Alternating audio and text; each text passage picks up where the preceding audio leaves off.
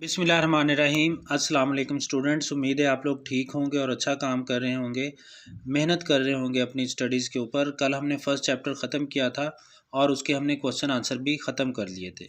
तो आज हम जो चैप्टर पढ़ने जा रहे हैं वो है why boys fail in college. ये थर्ड चैप्टर है।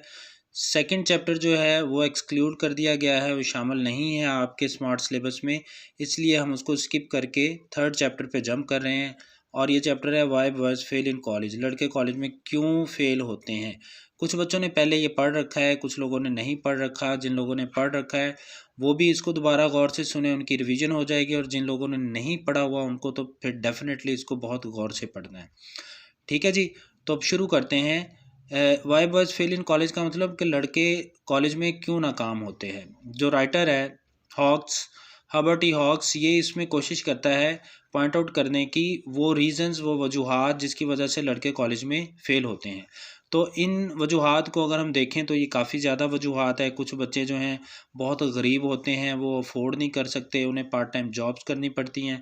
कुछ बच्चे बीमार होते हैं और वो पूरी तरह से कंसंट्रेट नहीं कर पाते।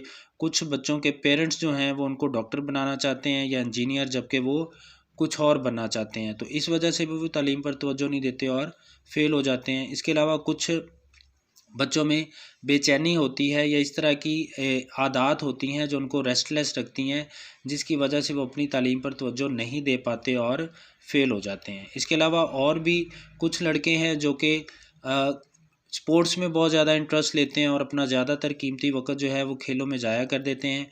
और इसके अलावा कुछ लड़के ऐसे भी होते हैं कि जिनका मकसद कॉलेज में एडमिशन लेना सिर्फ़ इंजॉय करना होता है, सिर्फ वो for the sake of fun admission लेते हैं कॉलेज में। और इसी तरह से वो फिर कॉलेज से बग़ैर किसी मकसद जिस तरह दाखिल होते हैं, इसी तरह से बग़ैर किसी मकसद के वो वहाँ से निकल जाते हैं और पढ़ नहीं पाते, पास नहीं हो पाते। ठीक है बच्चों, बुक आपने खोल के अपने सामने रखनी है और इसको शुरू करते हैं। Of the boys who do not reach, उन लड़कों में से हु डू नॉट रीच, जो नहीं पहुँच पाते, देयर नेचुरल, अपनी कुदरती एकेडमिक बाउंड्री, तालीमी हद तक।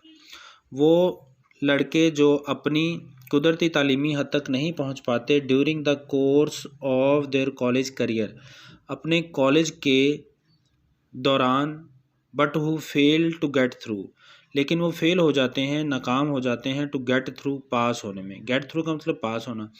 Fail to get through, pass होने में नाकाम हो जाते हैं। There are two main classes, इनकी दो बड़ी क्लासेस हैं, यानी इनको दो बड़े तबकात में, हिस्सों में तकसीम किया जाता है। दोज, वो, हु ट्राई, जो कोशिश करते हैं। पहली इनकी काइंड कौन सी है, क्लास कौन सी है, वो जो कोशिश करते हैं। एंड दोज, और वो, हु डू नॉट ट्राई, जो कोशिश नहीं करते। एक काइंड वो है जो कोशिश करते हैं लेकिन फ़ेल हो जाते हैं, और दूसरी वो है जो बिल्कुल कोशिश ही नहीं करते। Those who do not try, और वो जो कोशिश नहीं करते, यानी दो इकसाम है, वो जो कोशिश करते हैं लेकिन नाकाम हो जाते हैं, और दूसरी क्लास वो है जो कोशिश ही नहीं करती। मैनी बॉयज़, बहुत से लड़के, अटैम्प्ट, कोशिश करते हैं, सीरियसली, बड़ी संजीदगी के साथ, टू मेक गुड, कि वो अच्छा करके दिखाएं, to perform good, and really, और वाकई, हैव द नेटिव एबिलिटी, उनके अंदर नेटिव एबिलिटी भी होती है। नेटिव का मतलब नेचुरल, कुदरती, इनबॉर्न, उनके अंदर इनबॉर्न एबिलिटी, सलाहियत भी होती है, टू डू सो, ऐसा करने की। यानी बहुत से लोग जो हैं, बहुत से लड़के, sorry, many boys attempt seriously, बहुत से लड़के बड़ी संजीदा कोशिश करते हैं कि वो अच्छा करके दिखाएं, और इसके लिए उनके अंदर कुदरती सलाहियत भी मौजूद होती है। बट फाइंड इट, लेकिन वो पाते हैं, ऑलमोस्ट इम्पॉसिबल, तकरीबन, ऑलमोस्ट तकरीबन, इम्पॉसिबल, नामुमकिन, to sit at a desk, एक डेस्क पर बैठना, एंड कंसंट्रेट, और तवज्जो देना, ऑन द टास्क, उन कामों पर, असाइंड, जो उनको दिए गए हैं। असाइंड का मतलब गिवन, गिवन टास्क पर तवज्जो देना। यानी वो लड़के के जो सलाहियत रखते हैं और अच्छा करना भी चाहते हैं, लेकिन वो तकरीबन इस काम को नामुमकिन पाते हैं कि एक डेस्क पर बैठें और दिए गए काम पर पूरी तवज्जो दें। देयर इज़ द बॉय, एक ऐसा लड़का है, हु सिट्स डाउन, जो बैठता है, टू स्टडी, पढ़ने के लिए। एक ऐसा लड़का भी होता है जो पढ़ने के लिए बैठता है। ओपन्स हिज बुक, अपनी किताब खोलता है। But before starting on his work, लेकिन काम शुरू करने से पहले सेज टू हिमसेल्फ, वो खुद से कहता है आई थिंक, मेरा ख्याल है that I had better sharpen, बेहतर है कि मैं तेज़ कर लूँ। शार्पन का मतलब तेज़ करना। वो अपने आप से कहता है कि बेहतर है कि मैं तेज़ कर लूँ माई पेंसिल, अपनी pencil. It needs it badly, इसकी बुरी तरह ज़रूरत है, यानी बहुत अशद ज़रूरत है। यानी एक लड़का जो है वो पढ़ने के लिए बैठता है, अपनी किताब खोलता है, लेकिन वो काम शुरू करने से पहले कहता है कि मेरा ख्याल है कि पहले मैं पेंसिल शार्प कर लूँ, इसकी बहुत सख्त ज़रूरत है।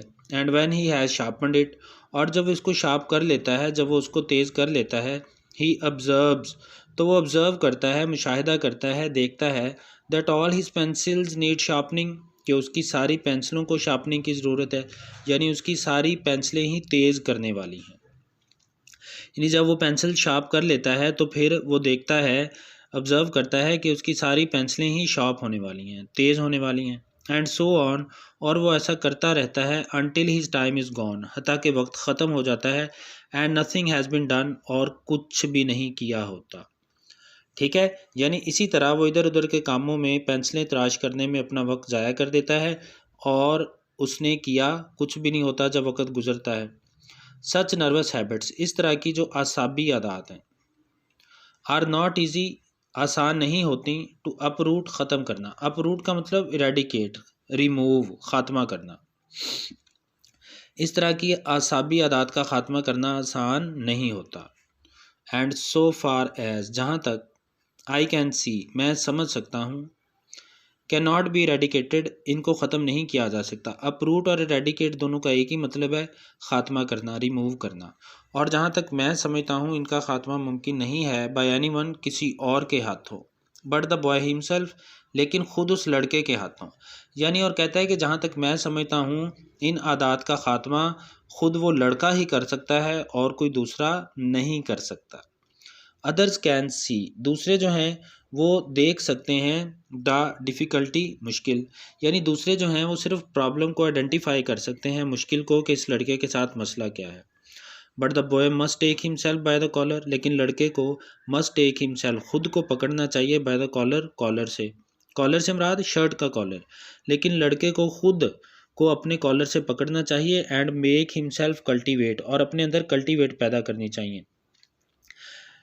कल्टीवेट का मतलब पैदा करना, डेवलप करना, जनरेट करना। अब पॉइज, पॉइज का मतलब होता है तवाज़न, बैलेंस, सुकून। लड़के को चाहिए कि वो खुद को कॉलर से पकड़े और अपने अंदर डेवलप करे, पैदा करे। अब पॉइज, एक तवाज़ुन, एक सुकून। एंड काम, और काम का मतलब भी अमन, सुकून। दैट स्मॉदर्स, जो कि स्मॉदर कर दे, दबा दे, कुचल दे, सुप्रेस कर दे। द फिजट्स, बेचैनी को। फिजट का मतलब बेचैनी, रेस्टलेसनेस। तो लड़के को चाहिए कि वो खुद को कॉलर से पकड़े और अपने अंदर एक ऐसा तवाज़न और सुकून पैदा करे जो कि उस बेचैनी को दबा दे, उस बेचैनी का ख़ात्मा कर दे जो उसको काम पर तवज्जो नहीं देने देती। अनटिल ही डज दिस, जब तक वो ऐसा नहीं करता, he does not really try, तो वो असल में कोशिश ही नहीं करता। ऑल्दो अगरचे, ही थिंक्स, वो ये समझता है, ही इज़ ट्राइंग, कि वो कोशिश कर रहा है।